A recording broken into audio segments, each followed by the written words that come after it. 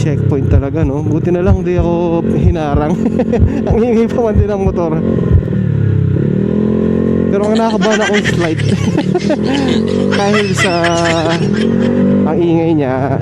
Side mirror meron naman eh. Pag mga pulis kasi medyo ano mo na, makakausap mo naman eh. Basta mabait ka, marespeto, di ba?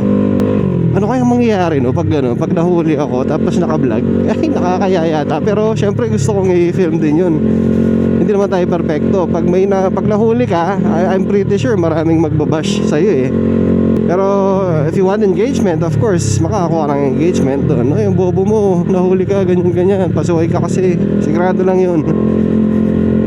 Sanay na tayo sa mga taong ganun, no?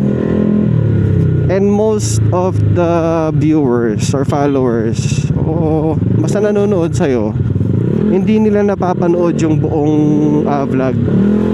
Usually reels lang napapanood nila eh.